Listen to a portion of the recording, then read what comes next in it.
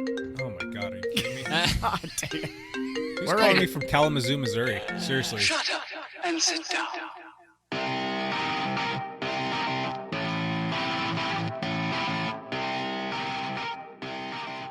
This whole gravel thing has taken off. It's such a disruptive trend. Changed the cycling world as we know it. You are listening to the Dialed Podcast with Matt Legrand, Evan Price, Golden Boy Lance Hepler, and Jake Von Turing. Always remember that you are one ride away from a good move. I have a bike. Gravel bikes, by nature, are fairly do-it-all utilitarian machines. With wheels. I have a bicycle. You don't. I have a bicycle. You won't. I have a bicycle. You take away all the weird social discomfort that comes with trying to figure out if you're wearing the right thing or if you look right for the bike that you're riding, more people become interested in riding bikes again. Who'd have thunk it? What would you say you do here? Hi, and welcome back to the Dial Podcast. I am Jake Von Turing, and I'm here with Lance friggin' Hepler again. Lance friggin' Romance Hepler. How many weeks in a row is this, Lance? It is 2 weeks in a row. Dude, get out of here. Wait, three weeks in a row. It's time to leave town again. Sweet. Coming to us over FaceTime with a very funny face, Mr. Matt Legrand. How are you, Matt? What's up, guys? Good to be on the podcast. Good to be here. Lance, can you take a picture of that so we can post stuff later? He's got some dumb, what is it? Emojicon or something? It's a memoji, guys. Memoji. It's pretty fantastic. Yeah, we've got a special guest with us today. Some might know him as FedEx or EdX or something around the X thing, but Edward Dudlick. How are you doing, Edward? Great. Thanks for having me. Yeah, he's going to have some cool insight for us a little bit later on when we talk about the topic that we're going to talk about today. Exciting. Sweet. That's to be determined. Yeah. All right, hey, let's backpedal. Matt doesn't have a whole ton of time. He's got to go like finance the world or something like that. But Ed doesn't have a lot of time. Correct. Matt has like weeks. Yeah. As a matter of fact, we might just leave it on like record and let Matt just blabber on for a minute. Hey, Matt, you've been up to all kinds of crazy stuff. Why don't you backpedal for us? Okay, so I had surgery on Thursday on the Achilles, and I rode outside the day before and swam the day before because I was kind of like, I knew that this was going to be a long time before I'd be able to do anything. So that was excellent. Super happy that I got to do that. And surgery went well, as far as I know. I mean, basically they knock you out, do the surgery, whatever they do to you. You don't even know. And then you come to and you're like, how'd it go? And they're like, hush your pretty little mouth. You're leaving now. And they don't really tell you much. And then you're on your way. So I have a cast on my ankle, and it's hard to know if they did anything, right? Because I don't even know, like, did they cut into me? I know it's a big thorn on my ankle, and I'm not supposed to walk on it. That cast looks like it goes all the way to your hip joint. Does it just go up to your knee? That's just special effects. It goes below the knee. So. All right. Very cool. I know. I guess I could probably do something more creative than that, but yeah. So it's been surprisingly low pain. In fact, I took a little bit of ibuprofen, a little bit of Tylenol, but not. I mean, I don't even know if I needed much of that. It has not been painful. So that's been a surprise, right? Because in my experience in the past, I've basically had this surgery before on the other foot, and it was significantly more painful. Although I think I was doing more stuff, and this time I'm really just like keeping it elevated, laying around on the couch, laying around in bed, like really doing nothing, and using my knee scooter, which is pretty cool. I put a bell on it, and so I'm using my knee scooter whenever I scoot around the house. So. I'm waiting for the YouTube knee scooter review. How about you, Lance? That would be brilliant. The YouTube knee scooter review. You will not have to wait very long because I promise you it is coming. I want to see all the upgrades. I'm going to bring you some donuts, Matt. It seems like sitting on the couch for weeks at a time is a good time for donuts. Oh, yeah. Yeah, that's exactly what I need, Lance. As long as they're vegan, we're good. Those are hard to find. Donuts and beer. Ceramic bearings for the yes. scooter are definitely in order. Hey, you got a power meter on that thing? I've got so many ideas. I've got a lot of ideas for this thing. I was gonna so maybe I'll have a video out by the time this podcast goes live. But like, I'm gonna add bike computer, like probably the Hammerhead Cruise, and Put some aero bars, some clip-on aero bars on there. The Vario. I don't have aero bars. I can't do that easily. But the Vario radar for sure. Maybe some bike lights. I'll swing And I will be. I'll swing a scooter's care package by your house on my way home. Yeah, that'd be good. But I should have lots of stuff that I can add to this. It does have a nice little basket on the front, which is nice. And you know, I probably have like a little like bike mirror that I could add, which would be funny. That'd be good. So be on the lookout for a YouTube video or some sort of video that I'll post. You know, I'll post it everywhere, Instagram and YouTube and all the places. So sweet, love it. Cool. Hey, Lance. Yes. What you been up to?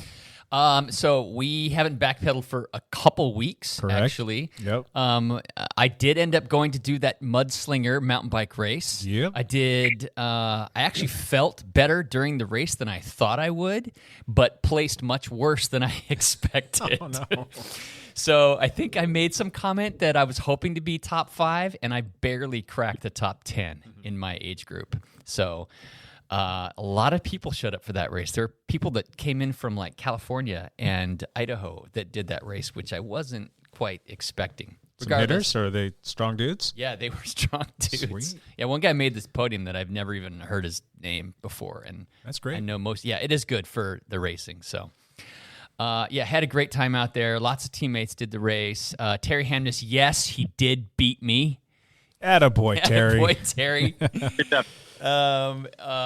Although he only beat me by one place, he didn't have that good of a day either. So I was 9th, and he was. That's a win in Terry's book. So. Yes, it was. It was great for Terry. I was kind of stoked for him. I held him off for like 3/4 of the race, so he didn't catch me till like the last quarter of the race, which was kind of. I was like, "Where the heck is Terry?" He shit, and then he'd caught me and passed me, and I could. You guys both made it through without technical issues, or you did have a bit of a slight issue, didn't you? Well, yeah, I got a branch stuck in my spokes, and you know how you're riding and you hear something like whap whap whap, and I kept thinking, oh, it's just gonna come out, it's gonna fall out. Yeah. The branch was hitting me on the butt every revolution. I'm like, this has got to just break off, and it never actually like came out. So I had to stop, jumped off, saw that it was actually through my spokes. I ripped the branch out, jumped back on, and kept riding, finished the race. Didn't realize I'd broken a spoke in the middle of that. So how out of true did it throw the wheel? It wasn't terrible. Okay. I didn't notice it. I didn't even know it was the spoke was broken until I was cleaning my bike like 2 days later. Oh, wow. And I'm like, oh, there's a spoke broken. So the DT Swiss held up pretty strong. It held up really well. Good. So I have a lot of hard miles on those wheels, and it did just fine. Sweet. So that race went pretty well. From there, I ended up taking a short trip to Pullman, Washington, to help my daughter move some stuff back. And kind of funny, while we were out there, I wanted to do some gravel riding because the gravel roads out there are like just phenomenal. Riding in the Palouse on the gravel roads is just fantastic. So I jumped on my gravel bike. I didn't know this, but it had rained like 2 days before, and the gravel roads are beautiful. But there's plenty of spots where the gravel goes away and they're just dirt farm roads, and those were unrideable. Oh, wow. I was doing a downhill section. The gravel ran out. There was like a mile-long like dirt section. I'm going downhill. The mud was so sticky and so thick, it stopped my bike. I had to stop. So it just like glommed on your wheels, and it was like not allowing them to turn through the stays in the fork? Yes, okay. Correct. Wheels. I've had that happen on a mountain bike before. The bottom bracket, my derail, all of it just completely like I had to walk it. Did you look like you had like giant bricks on your feet because it was glomming on your feet too? It was pretty crazy. So anyway, that was still a fun ride out there. Sure. And then I came back and I made it to the flogging ride, which was a fantastic week at the flogging ride. We actually ended up having really nice weather, and a lot of people showed up. It was a very fast week. Weather stats, though, real quick. This is on a Thursday. It's a Thursday. What was the weather like? It was like Thursday? 76 degrees Uh-huh. at 6 p.m. It was beautiful. Blue skies. Blue skies, gorgeous, fantastic, wonderful. And then Monday happened. Monday happened, and in Vancouver, we got like 4 inches of snow on Monday. And I think Jake's house had like We're closer to 10 inches. most like 10 inches. Yeah, up on Prune Hill, it was thick. It was actually when I came into the lab today. I came in a little bit later because I had some stuff to deal with at home, and it was snowing there again. Oh my gosh! But it was like slushy snow. It wasn't sticking, but the weather, it's just like, come on.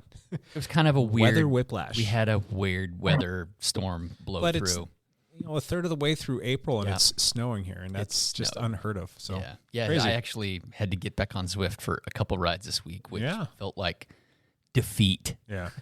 So going back to the flogging ride, that was good times. It was good times. Some big Guy Van showed up. Nate Scott showed up. Josh Monda. Josh Monda showed up. It was kind of funny. The POA guys, the competing team that we compete with, they always bring like 5 or 6 guys. Sure. And it's great. That's what the ride is for. It's it's race practice. Pretty Is much. what it is. And we had these 2 guys showed up for Dialed that have never been there with some of the other POA guys. They've been out. They just probably haven't rubbed doubles with these guys Correct. yet. Yeah. And so one of the POA guys was like, "What the heck?" All of a sudden, there's 2 other guys show up from Dialed, and they're crushing us. Just Yeah. like where have these guys been hiding? Where these guys are coming out of the woodwork? And you get the likes of Paul and Nate and all the usuals were out there. Yeah, it was a fast week. I noticed that. I looked at the times for all the different segments, and there were so many records, so many KOMs set, and just everybody who was on that ride rolled through and crushed everything that was existing just Yes. because the pace Pace was just super high. Yeah. And we had a few new teammates who came out as well. Like Laura Mullen was out there. Yep, Laura Mullen She came crushed and she hung with the A group as well. out. That's She did. I Yeah. love it. So it was a lot of fun. And of course, I was gone. And Jake was playing in Texas. Yeehaw. Enough of that. You don't want to hear anything else about me. I rode Zwift, and I had a good couple weeks. Great.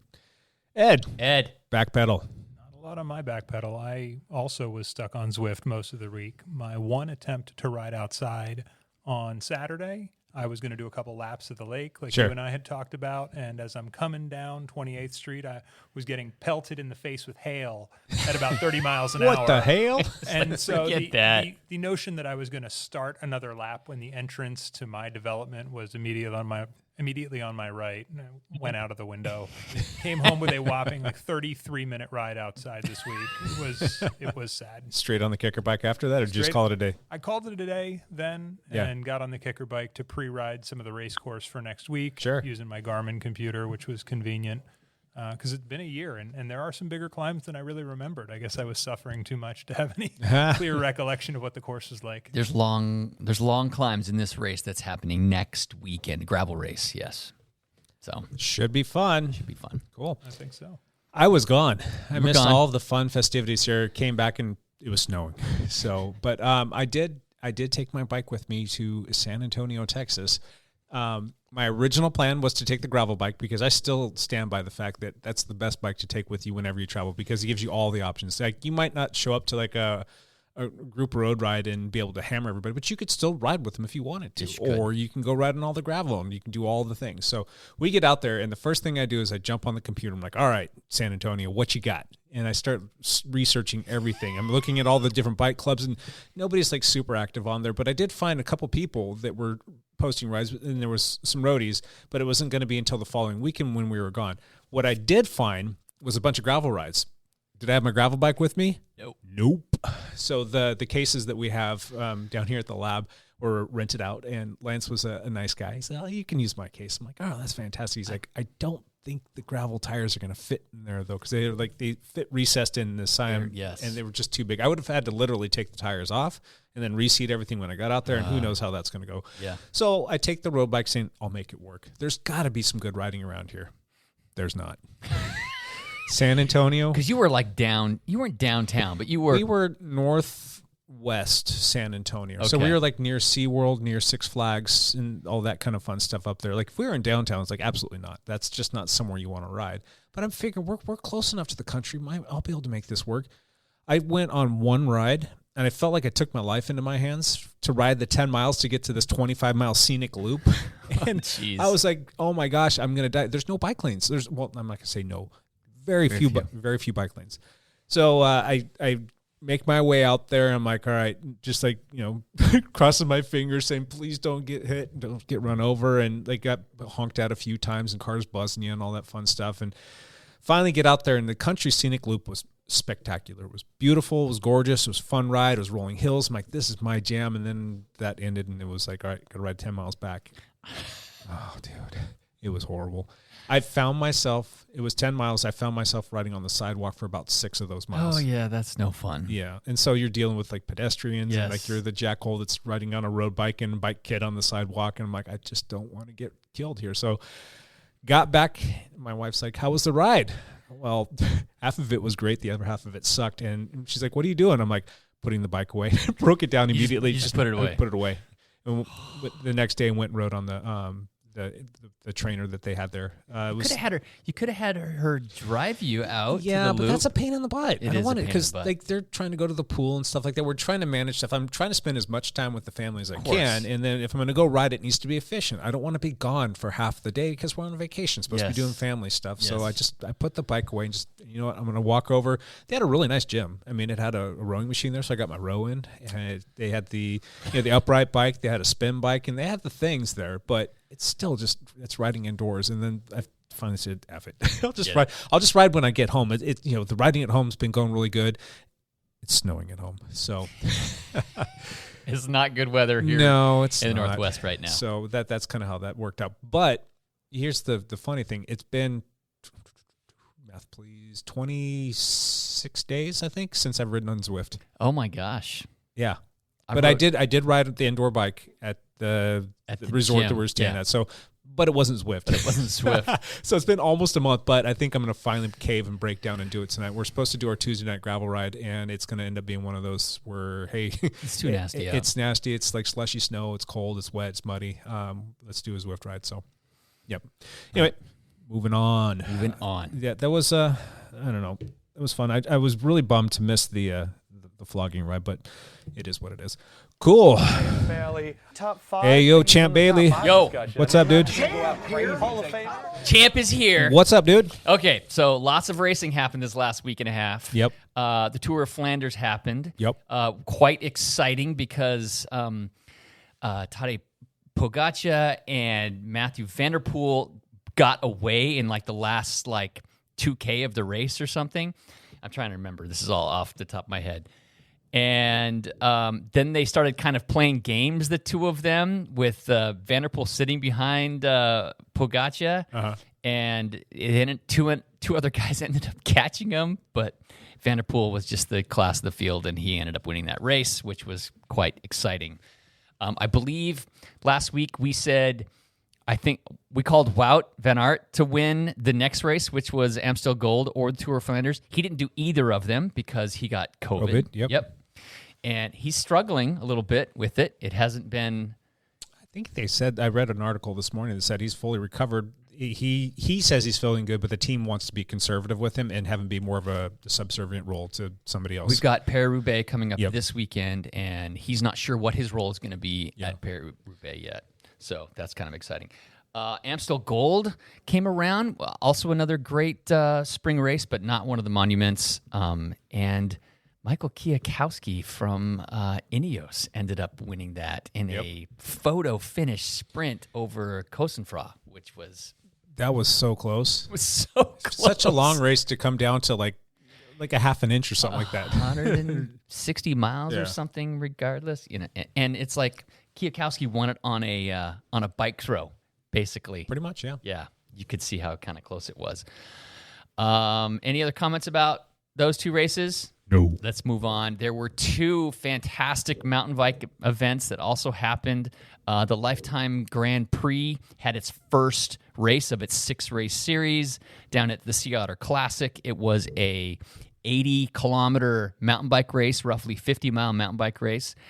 And as far as mountain bike races go, the Sea Otter Classic is not really technical, but oh my gosh, you could see the difference between the gravel racers and the mountain bike racers. So a lot of these gravel racers came to gravel from road and don't have a lot of the off-road experience. Yes. The mountain bikers who've got the big fitness that came into gravel, they can hold their own. But when it comes to a mountain bike race, of course they're going to crush. But It crushed. Yeah. Yes. So Keegan Swenson ended up getting away with Russell Finsterwald and Alex Wild, all three of whom have done a ton of World Cup cross-country mountain bike racing. Sure. And the three of those guys just rode away from everybody.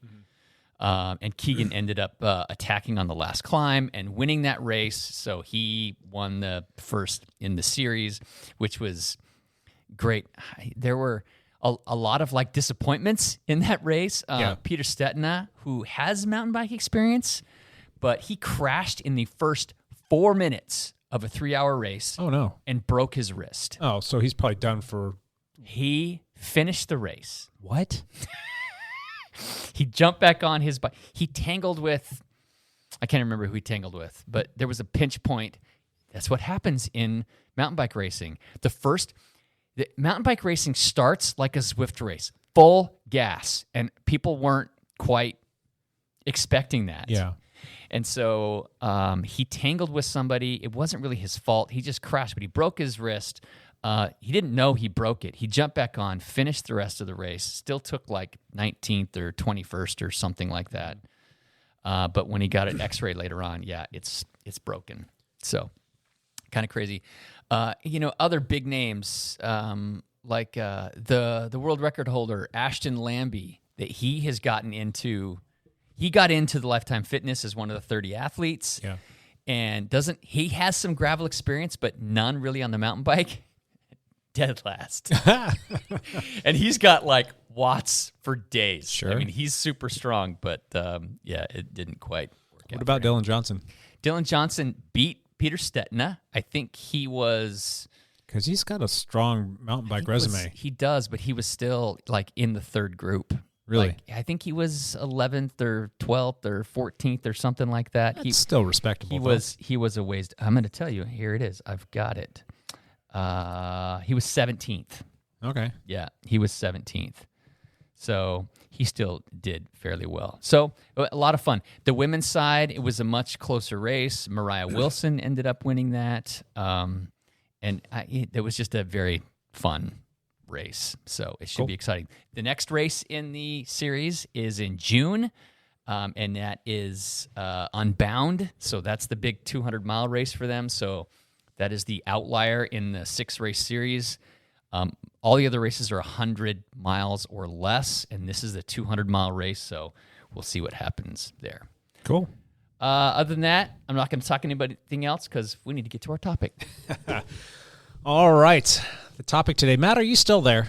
And did Matt pass out and die? It looks like his Possible. face. Oh, there he is. Hey, Matt. He put his phone down. He didn't want to listen to. Oh, I'm still here, guys. Okay. I'm still into. I was interested in the results. I was very curious about like gravel racing results. That Lifetime series is actually really cool. Yeah. Cool. All right. So our topic for today, our gravel playbook. The gravel playbook. The gravel playbook from the guys sitting here at the table and Matt. So, Matt, have you done a formal gravel ride yet? Yeah. Oh, you Before have? Gravel was cool. I took my cyclocross bike up and did some gravel stuff on Livingston Mountain. Sweet.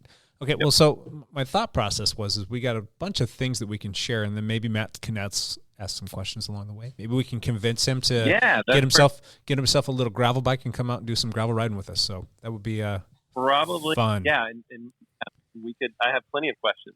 All right, so we're going to run around, kind of give you, it was going to be like what's our top 10, but I think there's too many things and whatnot. Perfect. But I just want to kind of throw out a playbook for folks that might be interested in gravel or new to gravel or considering gravel, or maybe somebody that's been doing it for a while and they're just wanting to, pick up a few tips and tricks. We should also introduce our guest a little bit Go more ahead. as well. So we've got Ed Dudlick with us. Ed is a super strong cyclist. He's done several gravel races. Yes, he has. He comes to us from what city did you move from? Most recently from DC. From DC. He works for That. I didn't say that word. If you heard it, we're going to beep it out. Works for an firm. I work in a highly regulated industry. He works in a highly regulated industry. Okay, Washington. move on. Move on. And so that's why we got Ed in here too, because he's done quite a bit of gravel riding and racing, and plus we kind of like Ed most of the time. I'm mostly not that annoying. He's Pretty mostly obnoxious, but Well, he's got a- all for all of us. A pretty, diverse background in terms of like his athleticism and his like disciplines of things that he's participated in. So Yes. it's triathlon and reformed road. triathlete.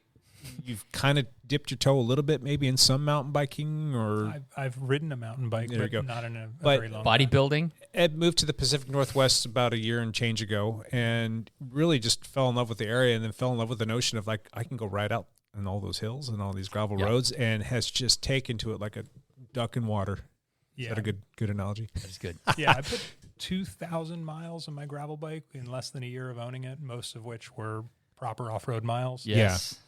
Jake very humbly told me once that he thinks I've ridden more of the gravel around here in a year than he did in 7 years living here. Yeah. So, Well, he's not. I mean, you don't have a bunch of kids tying you down to. You got to go to soccer games and baseball and drive kids all over the place. So I'm kind of like stuck with like, all right, I've got this much time and I'm going to go here because it's close. You're not afraid to get in the car and go try everything. Yeah.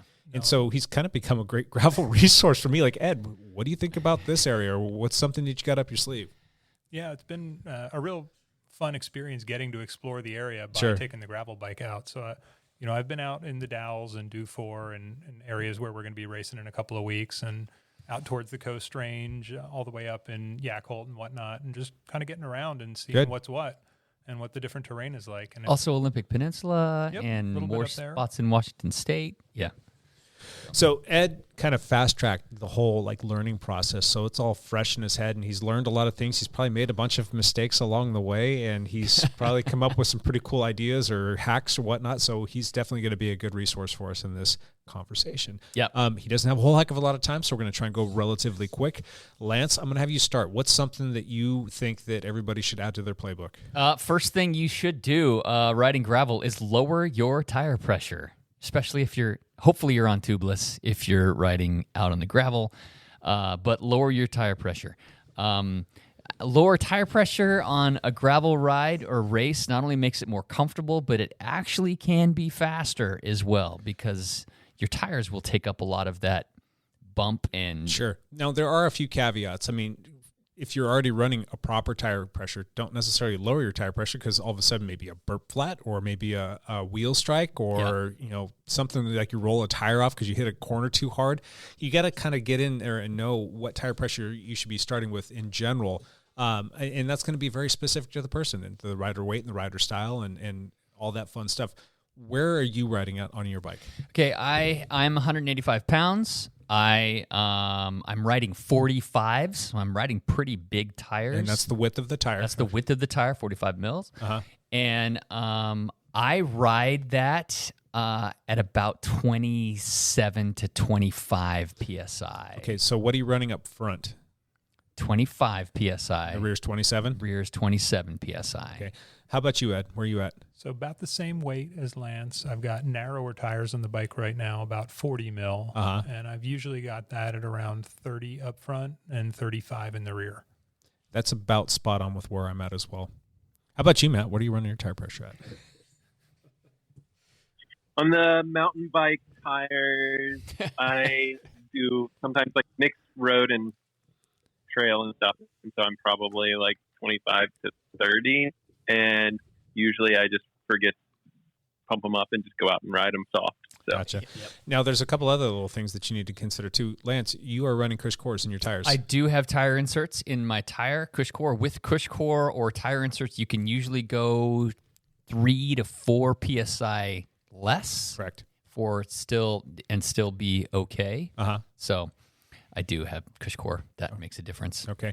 And you are running, with Cush core, you're obviously running tubeless, and I think everybody here is running tubeless. That's one thing about riding off-road. Don't ride with tubes because you're going to find yourself pinch flatting. Yep. If you get some sort of a puncture, you're going to be changing that out in the middle of nowhere. You're going to get such a more enjoyable ride experience not having to change a flat tire, flat tube. So running tubeless is definitely highly recommended. Yes. Agreed. Correct. Cool. Lance, Ed, do you have a tip for us? Allow for a lot more time than you expect the ride to take. Yes. One of the things that is really hard to determine, especially if you've never ridden the course before or the route before, is what the surface conditions will be like. Sure. And that can vary enormously from season to season, depending on the precipitation and temperature and everything. So I routinely try to allow an extra hour in telling my wife when I expect I'll be home. She usually pads an hour on top of that. And there have still been occasions when I have gotten in the doghouse because I'm home late. So what's interesting about a lot of these gravel routes is the nice gravel routes usually have a significant amount of climbing, especially here in the Northwest. And sometimes you don't know what the road conditions are going to be like. And if the road conditions are bad or soft or really chunky, it will increase your time dramatically. So it's hard to guess. Not only on the way up, but on the way down. You know, you can't always factor in the descents being as buttery smooth and fast as you think they'll be. Sure. Sometimes they're rock Oh, no, gardens. forget that. You just send it. Doesn't matter how. You just rip it. That's I think you what spoke Cush last Course week for. about Lance's lack of self-preservation Yes, instinct. we did. I'm going to jump on top of that, and I'm going to say, for me, like, know your abilities and don't ride outside of your comfort zone. I mean, even if you are riding with other people, let them go. Because if you're not comfortable on the bike, you don't have the bike handling skills that a Lance has, or you don't have, the experience on a particular course that Ed has. You know, ride within your abilities, because you never know when you're going to come up on a pothole, a loose corner. You're going to come up on some like chunky rock that's going to roll around differently. You don't want to. Or baby heads. We talked about baby heads. Baby heads. Yes. Yep. You don't want to be in a bad situation to where next thing you know you're on the ground and you're hurt, or you hurt your bike, or whatever. Just ride within your own abilities. You end up learning what your abilities are by crashing and finding out where those limits are. So I recommend, though, that ride your gravel bike in other places. Ride closer to home. Go find like a local park, or just spend a lot of time on it so you can get to know it, how it handles, the different mannerisms. Because my road bike handles wildly different than my road bike, and it's kind of closer to the mountain bike side of things, but even that is still different. You're riding with a different set of handlebars, generally speaking. So spend some time riding on it and doing different things right outside of your comfort level at that point in time, when you have more of a controlled environment and you're not out in the middle of nowhere where, if you do fall or hurt or break something on you or your bike, it's an easier, let's get home and get this sorted out.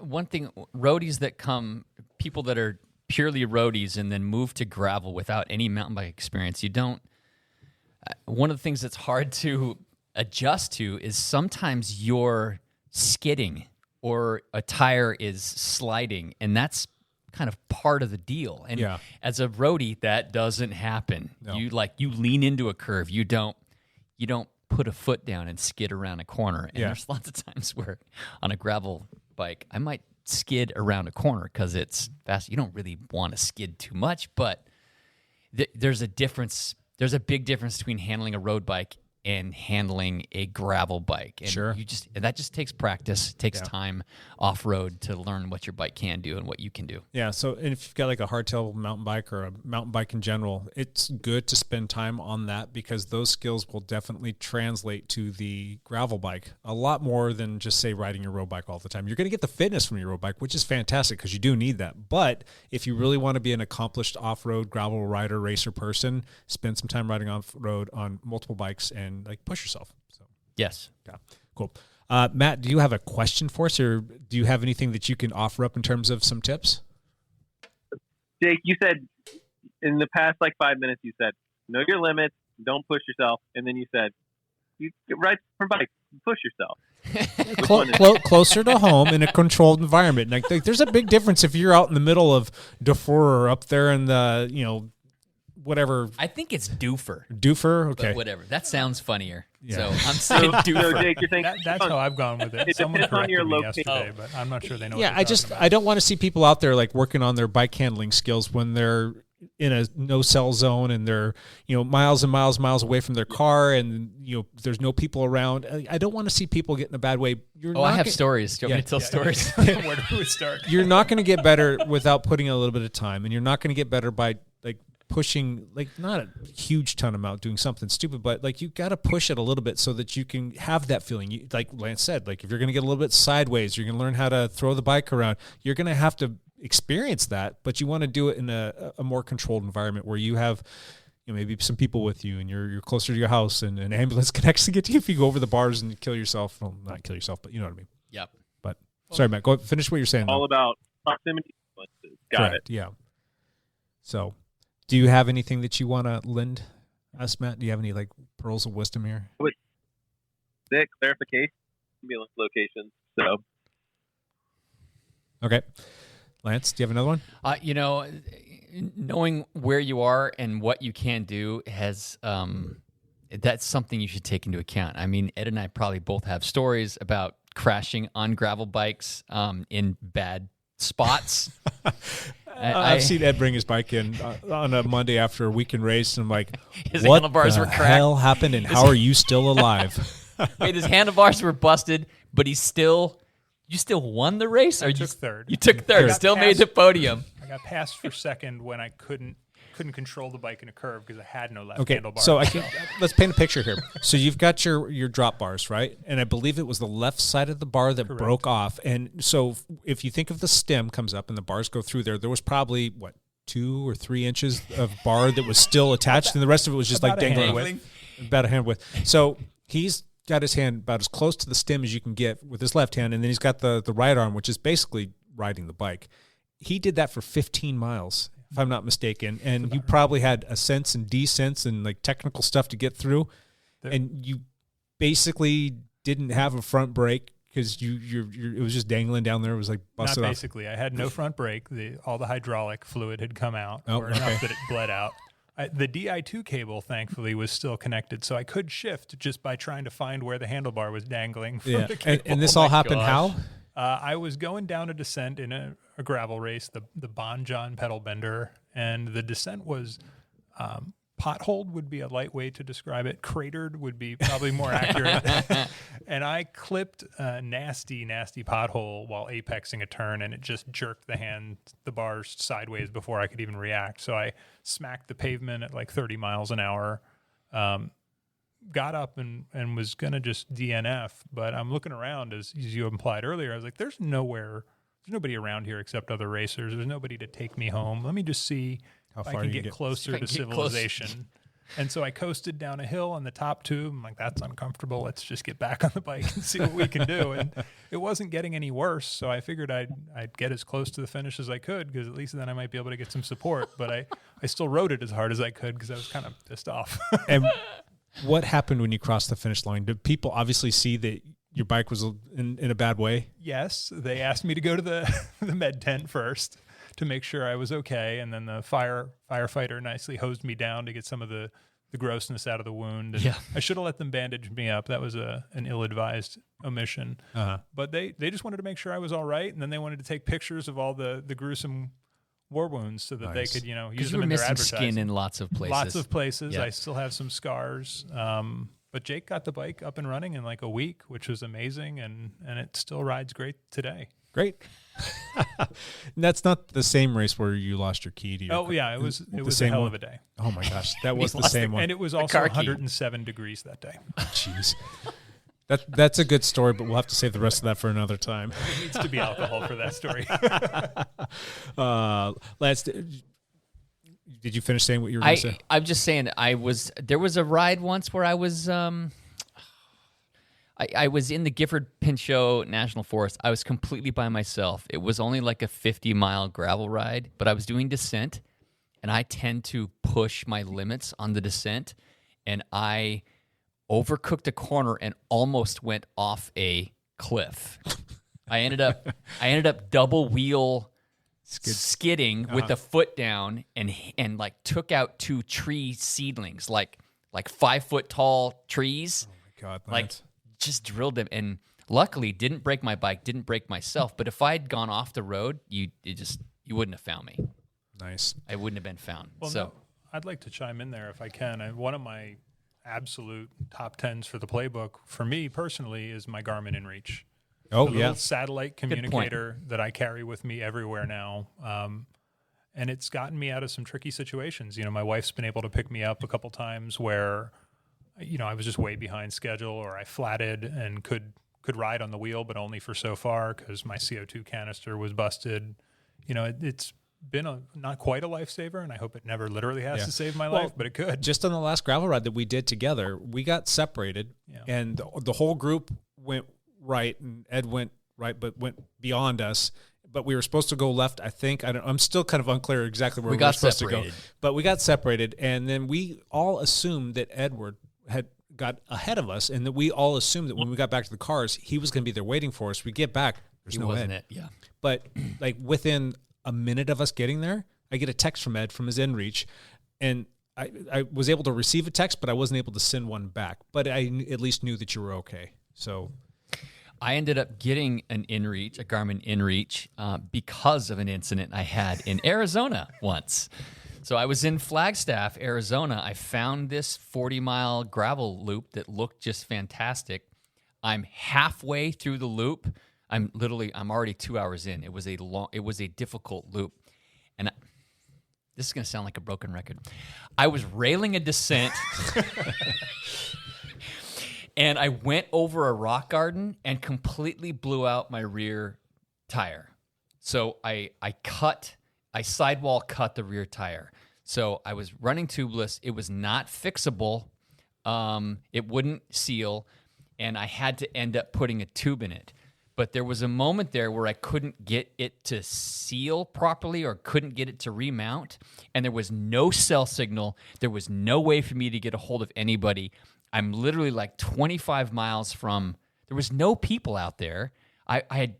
So if I'd had the Garmin Reach, I could have texted my wife and said, "Hey, you need to get close to this point because I'm stuck." Luckily, I was able to get just enough air in that tube that I was able to finish the ride and I self-rescued myself. But if I had really broken something, I might still be out there in the mountains around Flagstaff, which was also not good. Okay, this is that's an excellent suggestion. That inReach thing is fantastic. I don't have one. I probably should get one, but I generally ride with others. And if I'm riding with one of you two, you got one. So true. By proxy, I have one. But anyhow, they're available here at the lab. Yeah, they're exactly. $300 roughly Ish, somewhere in there. And how much are they a month? They're like $26 a month, and you can activate it just for the months you're going to use Sure. it. So yeah, you can turn it off during the winter months if you're going to be staying at home. So that leads me to my next point is be self-sufficient. Take all of the things that you're going to need. Like if it's going to go wrong, you want to try and have it with you for the most part, like a chain link, like a tube, a patch kit, a plug, those kinds of things. Make sure that you've got all the parts and pieces. And then secondary to that, know your bike inside and out. Like, I don't think it's appropriate for somebody to go out and go crushing things in the gravel hills and be out there in the middle of nowhere by themselves if they don't know how to fix like the basics on their bike. So if I didn't have a tube on that Flagstaff ride, I would have been in trouble. Yeah. If I'd have just trusted my tubeless and not had a tube with me, I'd have been in trouble. Been screwed, yeah. There was another time in St. George, I was doing a big descent and got my chain stuck and actually warped my chain. And so, go ahead. Anyway, we're going to continue with this conversation, but we do have to say goodbye to Ed because, like I said, Ed's got to go finance the world. So Ed has a real job. Me and Jake have fake jobs. Ed, we do appreciate it. Do you have any final parting shot, or do you want to say your one last thing? Just thanks for having me. It's been a lot of fun. I listen all the time, and now I actually get to do it, which is pretty cool. And come out and ride gravel with me sometime. I'm always up for a ride. I know 1,001 routes, and I'm always happy to show it around. Yeah, we do appreciate you coming by. We will catch you soon, and have a good rest of your day, bud. Thank you, Ed. Same to you both. All right, see you, bud. All right, so going back to the gravel playbook, I've got a few more things here. I'm sure Matt's got some questions for us, maybe, and I know Lance got some stuff. Lance, you were talking. You want to finish your point? Yeah. So I was doing this ride in St. George. I chain sucked my chain and actually warped my chain. Yep, so I remember you doing that. It didn't just get stuck. I actually bent a link. Yep. And okay, I'm effed if that was the case. But I had a chain tool with me. Yep. And a link with me. Correct. I was able to remove the warped links, put my chain back together and self-rescue myself. Exactly. Even though I had already called somebody to come pick me up, and while I was waiting, I fixed the bike myself. And Yeah, I mean, these are the things that can go wrong, but it's not very much to have a chain breaker tool that's part of your multi-tool with you in a little tiny master link. That's very common. If you suck up a rock or a stick or something, chances are you're going to damage your chain, and that's going to get you out of a pickle. Yes. So that's good. Correct. Matt, do you have any questions for us? Do you have anything to add? I would. So I think maybe you guys could just touch base on like entry level bikes, like kind of if someone maybe rides road or rides mountain bike, like what should they look to pick up to? Well, you can get started in a bunch of different ways. Like I said, you can. There's a lot of people like Andy Levine on our team. He actually rides a mountain bike frame, hardtail, and he put a fork on the front of it, and then he put drop bars on it, and he just had it kind of custom fit to him, and that's what's comfortable for him. And he races on that thing, and he's pretty stinking fast. He's pretty stinking fast. And so you don't have to have like a formal gravel bike. You can kind of build it up. You can do different things, but you can start on a mountain bike. You can, if you want to run with a smaller tire that's going to roll a little bit faster to keep up with some people, you can do that on a mountain bike. Or if you've, like BMC, for instance, they make the Road Machine, which is a road bike, but they have the Road Machine X that they've actually started putting out. It's using the same Road Machine frame, but they've actually outfitted it with a 1x drivetrain, and they've got 33 millimeter tires on there that you can basically ride that bike on all surfaces. But they're saying, hey, yeah, go ride that on the gravel stuff too. You can't get much bigger of a tire on there, but it can still be very serviceable. That can be serviceable. So you've got that. You've got a lot of cyclocross bikes out there. A lot of people ride or start gravel on cyclocross bikes because quite often you can find a cyclocross bike cheaper, used, and so you can start something more inexpensively that way. Cyclocross bikes, technically speaking, when you're doing like a formal cyclocross race, you're supposed to have a 33 millimeter tire on there. A lot of people race on 35s where they don't like check that kind of stuff. But, some cyclocross bikes will go 35, 38, even 40 millimeter tires that you can put on there. And those are just perfectly serviceable for a gravel ride. The geometry on the bikes can be a little bit different. Do you want to speak to what that is? Yeah, cyclocross bikes have a steeper head tube angle, and so the wheel distance between hubs is shorter on a cyclocross bike than a gravel bike. What does that mean? It means that an actual gravel bike is more stable at speed. You can go faster. You can kind of bounce. You can absorb more stuff on a gravel bike than if you're just on a cyclocross bike. So they're just a little bit different. Not that I know lots of people that still do gravel races on a cyclocross bike that don't that just don't want to buy another gravel bike, and they have a cyclocross bike. But so you can still do a lot with it. Just know that the actual gravel bike has a longer wheelbase from hub to hub, and so they're a lot more stable at speed and over small bumps and whatnot. So that kind of helps quite a bit. Matt, what other questions? What about suspension on gravel bikes? Suspension on gravel bikes. Be like kind of the new thing. That is kind of a new thing happening with gravel bikes.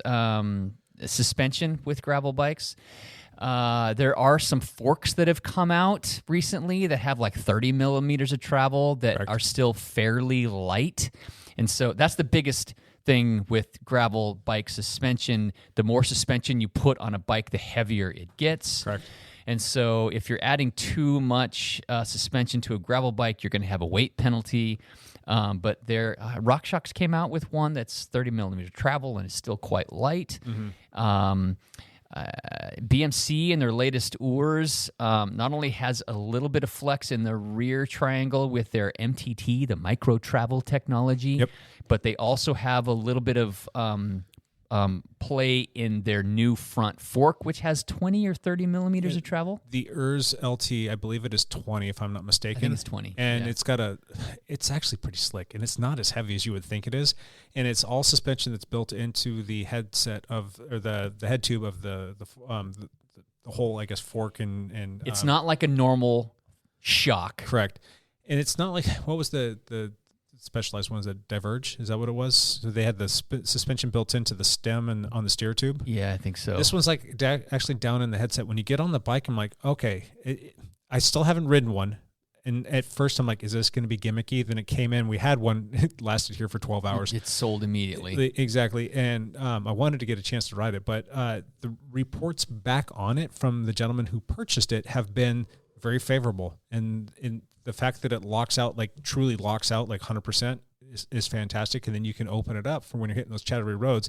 It's going to make for a much more smoother ride. It's going to keep better traction on the road, and it's not going to wear you out. Yeah. So, and there's not too much of a weight penalty. So they kind of did something cool there. I'm still curious if it's going to be, all that in a bag of chips or not. What would be curious to see is like what the pro gravel racers actually, what do they incorporate or not? I think that they're not going to do it because it's too much of a weight penalty. It's a weight penalty, yeah. And I think that's 100% just a weight thing. If they can come up with one that fully locks out, that's fully light, that fully works as intended, they might jump over to that. And I'm curious because BMC does have another gravel bike coming out this summer. I still don't know. It's like they've completely embargoed everything. They haven't shared anything with us, but they've got one coming out that's going to be an aero gravel bike. I'm curious if they build any kind of suspension into that at all. Is it going to have the MTT in it? Is it going to have something integrated into the suspension? I don't know. We'll see. But we don't want to get too BMC centric here, but there are a lot of options out there. It's because we ride BMCs and we love them, and so that's why we know so much about the BMC gravel bikes. Yeah, there is the one. It starts with an L or Lauf. Lauf, yeah, it's got that LAUF. Yeah, that suspension thing built into the lower part of the fork. Yep. That looks pretty intriguing. There are guys that are racing that. And it's still, it's only like 20 or 30 millimeters of travel. It's not a ton, but it's enough to like absorb washboard roads. Yes. Not completely, but just to take the chatter off. Yeah, you don't understand what we're talking about until you actually get out there and you start going over that stuff. And like you can handle it for 10, 15, 20 seconds, but if you have to handle that for a half an hour or an hour, it wears you out. It big time. detonates you. Yeah. Yes. So plus, if there's a descent and it's on a gravel road that has a lot of washboard, it is extremely dangerous because you don't have as much contact with the road and you can go down much easier. And so a little bit of suspension on a washboard descent would just be freaking fantastic. Gotcha. Lance, do you have any other pro tips to put into the playbook for all these aspiring gravel riders out there? Because that's 100% hands down the most commonly asked question is like, I'm thinking about getting into gravel riding. What kind of a bike should I get? What do I need? And what can you tell me? I mean, we get these things all the time. So now I can tell people, go listen to this podcast. Yes. Next thing I would take is a vest, a Camelback, some kind of hydration pack. Yep. No, you turned me on to the Camelback Chase Vest, and that's actually really comfortable. I've never really been a huge fan of the Camelback, but this is pretty comfortable. It's built for gravel riders. Yeah, mostly holds 50 liters of water. Yep. No, that's not right. Something like that. 50 ounces of water. A lot of these gravel rides, if they're 50, 60 miles, you might be out there for 4 or 5 hours. There's nowhere to get extra water. So having a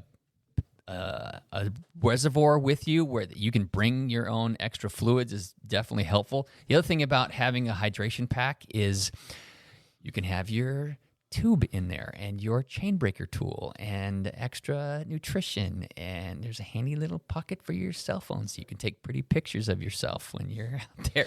So yeah, I like the fact too that on the straps that come down on your chest, there's little pouches in there, and it's very easy to keep your food there, and that's very easy to get to while you're riding your bike, as opposed to reaching around the back and all of a sudden you hit a pothole and your one hand on the handlebars. Like that's not happy times. Correct. So yeah, so I do like having a hydration pack with me on gravel rides. Now, if I'm racing, if it's under 3 hours or 2.5 hours, 2-hour race, I don't take a hydration pack. Correct. But if it's 4 or more, I'm taking a hydration pack. So teammate Chris Surratt, I can't remember if it was a mountain bike race or a gravel race, but I think it was in the ballpark of about 100 miles, and there was 4 aid stations that... This was Dirty Kansas last year. Pardon me. This was Unbound. Unbound. Now, 200 miles Did he have 4 different chase vests for that? He had 4 chase vests. And he had them at all of the different rest stops.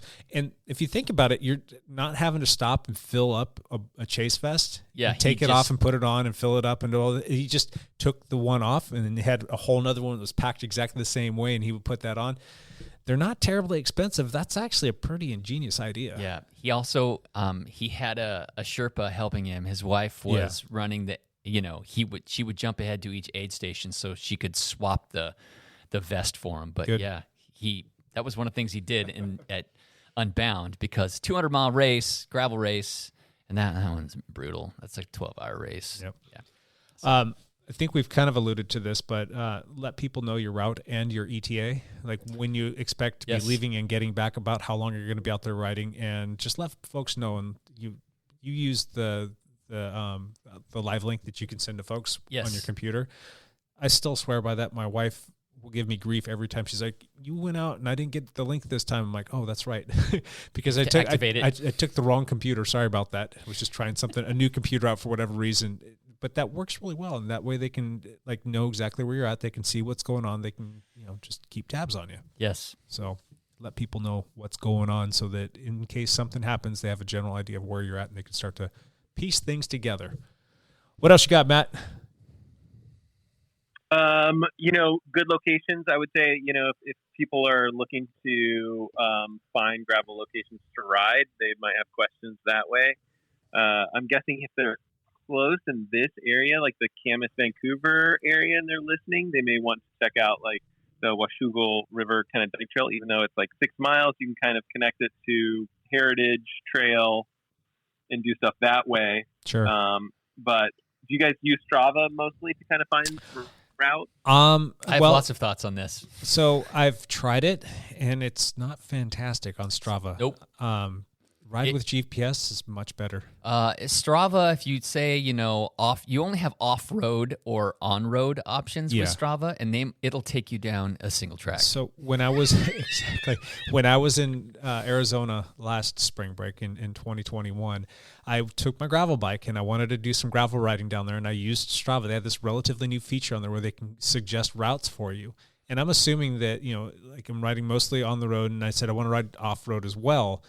Well, it takes me on some fun trails. I'm like, this is very mountain bike centric. And then all of a sudden it takes me up the side of this mountain, and the descent on it was like the best enduro riders were going to do okay going down this on a full suspension bike with like 160 mils of travel. Not me on my gravel bike. I ended up having to hike down the side of a mountain for about a mile just to get through this section.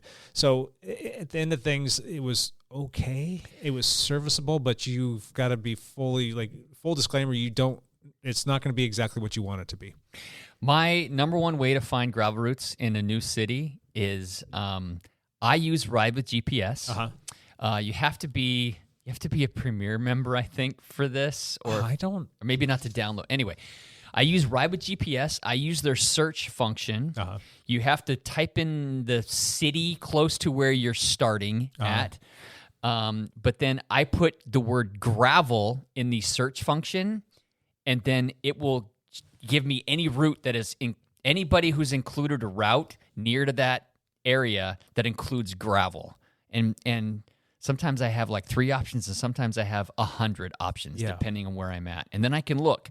And you can put in parameters, I'm looking for something between 20 and 50 miles or something like that. And so that's where I've had my best luck in finding gravel routes. So just when I was in San Antonio last week, that's what I used. I ended up getting away from, because what I did is I used Strava's feature. They gave me 3 different route options, and you can say, I want to ride on road, I want to ride this many miles, and it comes back and it gives you that feedback. But I don't think they're necessarily basing it off of, they might be using some heat map data from other riders that have gone through there. But I'm like, all right, let's check out this route. And so I got on Google Maps, and then I started just kind of scrolling through it when you're doing the, whatever that is, when you're on the road, and you can actually just hop through, basically following the route of the Google car. Yeah. And I'm looking at all of this, and I'm looking at like a 35-mile route, and there was maybe a mile of bike lane. And that's it. And then I'm looking at these roads, and I'm looking at the volume of traffic, and we've got 2 and 3 lane roads, and there's cars flying all over the place. I'm like, hell no. Forget that. And so I jumped on Ride with GPS, and I did the same thing, and it did a much better job. And I looked at this, and there was getting out to that 25-mile loop that I was talking about, that scenic route loop, was fantastic, but there was not a better way to get out there. So I'm not putting that on Ride with GPS. It was just that was all that they had to offer. But once I got out there, like that's much more in line with what I was looking for.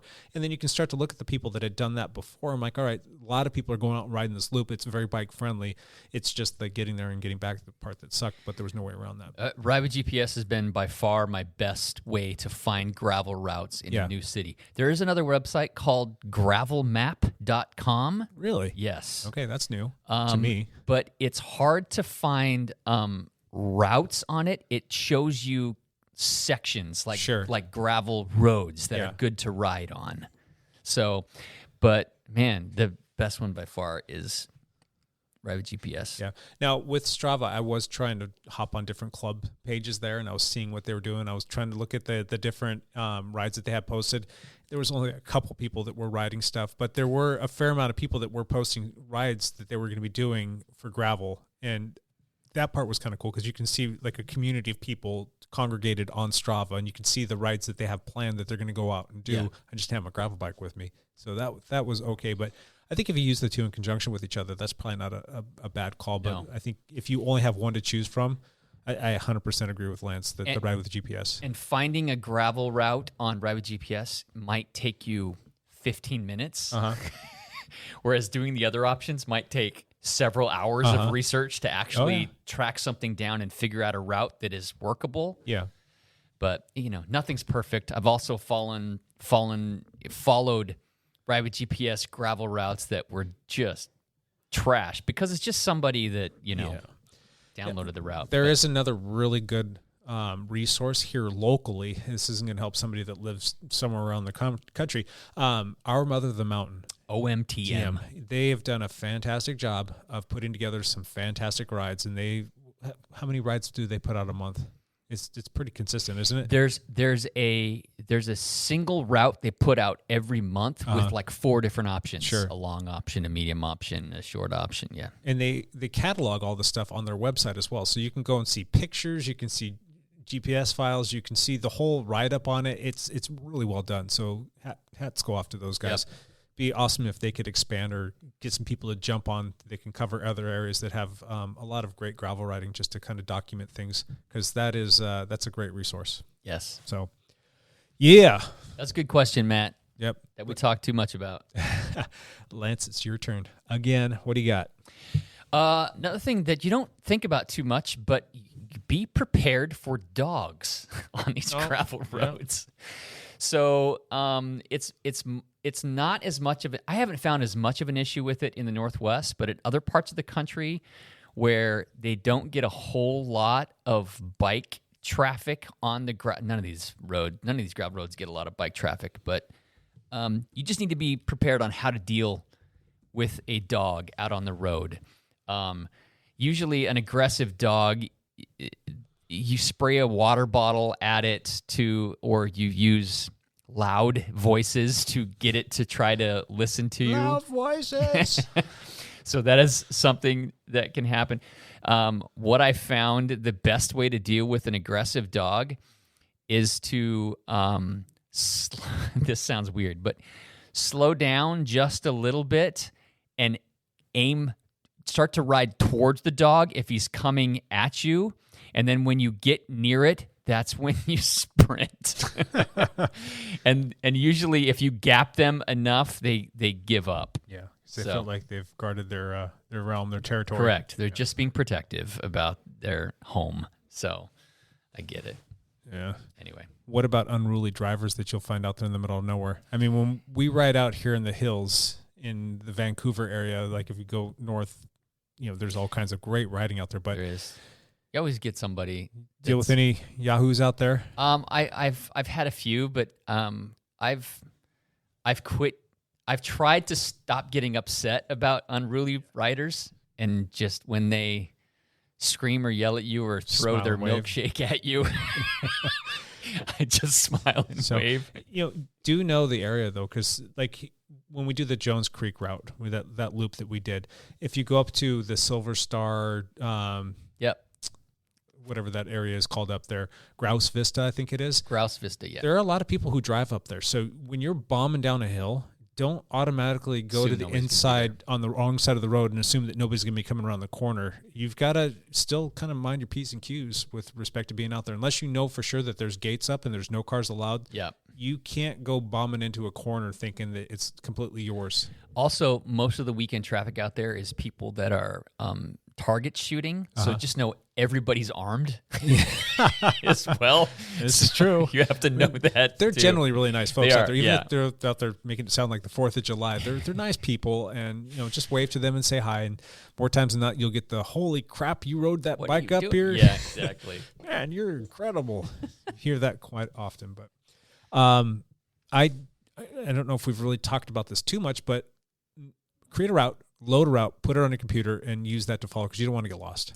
Oh yeah, if you don't have a route loaded on your computer, you'll get lost. If you don't have a computer, I suggest you go out and get one. Otherwise, God, I don't know. Case in point, that ride that I almost got myself in trouble in Flagstaff. Yeah. My wife was also on a gravel bike and had not loaded a route. Uh-oh. And once I self-rescued myself, I had to rescue her because she had gone the wrong way down a road and just could not figure out how to get back out. It was not dangerous or bad where we were at. Sure. But she was frustrated because she just didn't load a route, and it just could be messy. You have to load a route that's why I find these routes on Ride with GPS and pin them, and then they show up for Wahoo or your Garmin, and it's easy to select and ride. Yeah. What else, Matt? You got anything else up your sleeve? Let's think. Maybe if people are new to all this gravel stuff and they're take me for example. How about like if my budget for a gravel bike is maybe like $2,000 to $3,000, so that's like a nice bike. That's not. We're probably out of the used element. What should we do? Should we call up Dialed Cycling Lab, or should we look at some specific stuff online? Like, what should we do? How should we start looking for stuff to suggest? It really depends on how much bike you want. I mean, that's a really good budget to start with, and like you can get into a decent bike for that amount of money, brand new. It's still kind of hard to come by new bikes. I mean, you're more than welcome to give us a call down here. If we can find something for you, fantastic. We will definitely set you up. We even still have a few even consignment gravel bikes here in the shop. Correct. Yep.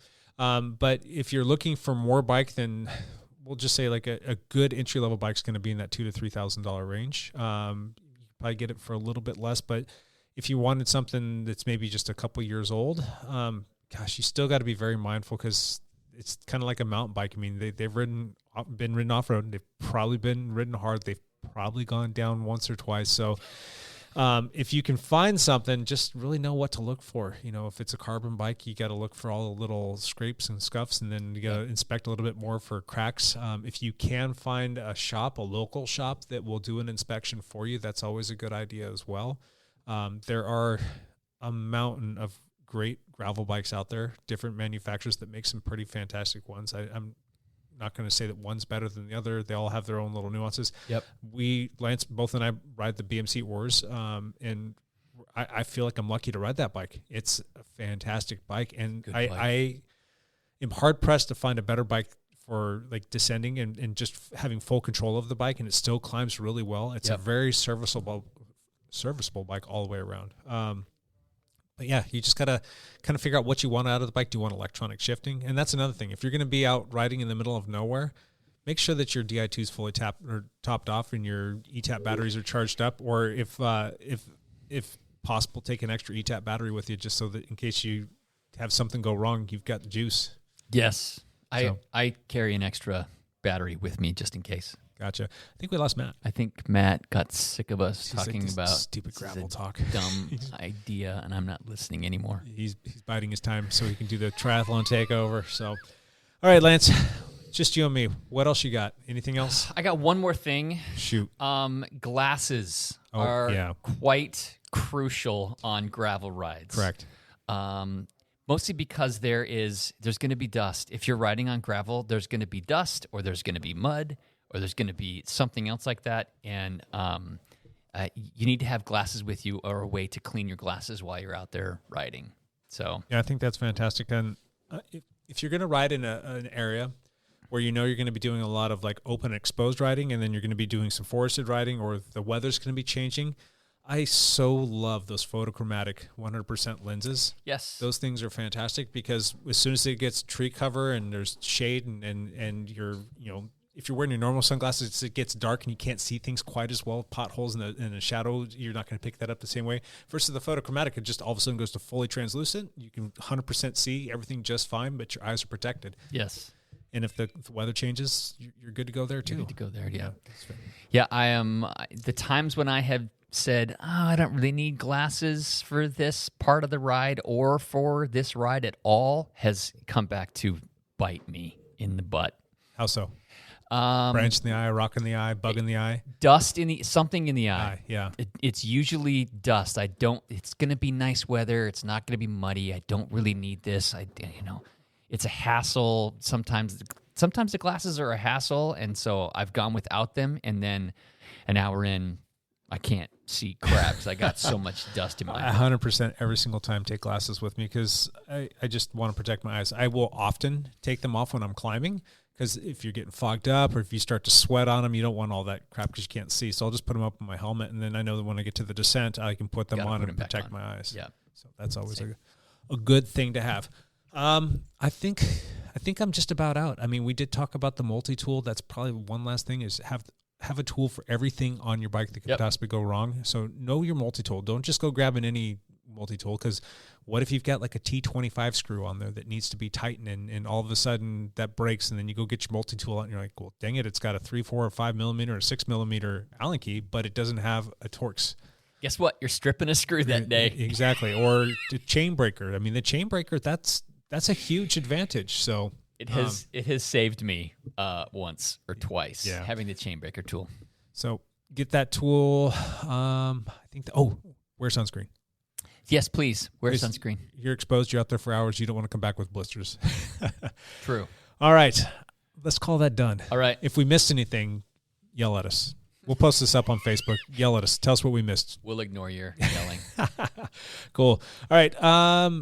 I think that's about it. One last thing, Lance. You got any one last thingers? I don't have a whole lot coming up other than Paris-Roubaix is this weekend. That should be quite exciting. This tends to be one of the more fun spring classic and monuments to watch because it has the worst cobble conditions of any of the spring classics. And so, dude, did you see that? I was just going to say the same thing on the hub. It was coming out of my mouth, Mike. Did you see that this morning? So the UCI approved this hub that some teams are using where you can change your tire pressure on the fly. It's fantastic. So you can run lower tire pressure on the cobble sections and then hit a button when you hit the tarmac and it adds a little pressure so you can go a little faster on the flat sections. I just started reading that. I figured like this is going to be great for conversation at some point in time, but I had too many things going on this morning, but I'm guessing that there's some sort of a compressed air in there that can be... There's no moving parts with it. So there isn't a compressor, but there is a air reservoir where air can go into the tire from the reservoir and then out of the tire back into the reservoir. But something has to manage that. Something has to push the air up there. And I'm guessing that it's like a hollow spoke, possibly that it's going up into the I didn't read that much about it either. All I knew is that there's no moving parts with it. It's fantastic. Yes. And I'm sure it's all controlled wirelessly through a button. 2 buttons. There's 2 buttons on the handlebars. Yep. More air, less air. Basically, that's it. I don't know if there's only 2 like air pressure options or you can just pump it up a little and let out a little. But my mind just started spinning on that. I'm like, I could see that on every single bike. Because if you're riding on like a butter smooth road, you want to just add a couple extra PSI, go for it. Or if all of a sudden you hit a bunch of chip seal, let's take a little bit of air out of that, just smooth that out a little bit. And then you could actually watch, like on a bone still day of air, you can start to watch your power numbers and you get your RPE, you've got your speed, and you can start to just take a look at all that. And then obviously mountain bikes, but then the person that's probably drooling about that the most, is your gravel rider. Yes. 100%. 100%. Especially rides like Belgian Waffle Ride where it's only like 60% off-road and 40% on the road. Yeah, you don't want to be running your 25, 27 setup. You want to jump up to a 32, 35 or something like that, or even more. Faster. It's just going to be faster. Drawback is it was 4,000 pounds. Not cost. weight. Cost. Cost. So we're talking like $5,000. Okay.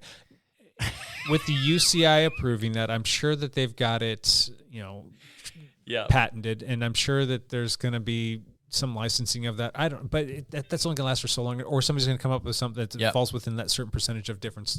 It's going to happen. So you're going to see that, and you're going to see dropper posts on road bikes here pretty soon. Yes. So it was pretty exciting to see this. What is it? What? Yeah, it looks pretty cool. So.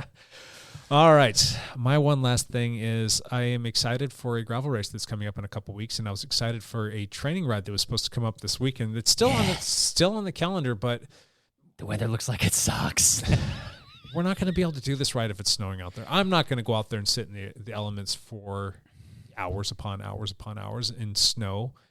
What are we going to do this weekend to keep the training going? Because my training last week kind of sucked. Are we going to do a 100 mile Zwift ride? God, I just threw up in my mouth a little bit. I think that might end up happening, though. It might end up happening. I haven't ridden outside for like 5 days because it's just too nasty here. Let's go to Arizona. Let's just drive to Arizona. Forget these jobs. We're out of here. I did see a funny ride title from Lance when I was in San Antonio, Texas, and I did my little 44 or 5 mile ride outdoors, and Lance rode on Zwift, and the title was? I rode it. I rode inside and Jake rode outside. What's wrong with the world or something like that? Yeah, it was definitely backwards there. So cool. All right, I think that's about it. Anybody that you want to say hi to? Or nope, I think that's good. Thanks, Matt, for coming on with us for a little bit. His phone died. He sent us a message saying my phone died. No worries. Thanks again to Ed for coming in to sit with us. I think we got to have him back in because he's got some stories and he's a pretty funny dude. So he's a cool guy. Yeah, I'm happy to have him around and ride with him. So on the team too. Yeah, so. Yeah. All right, we will catch everybody next week. Until then, bye for now.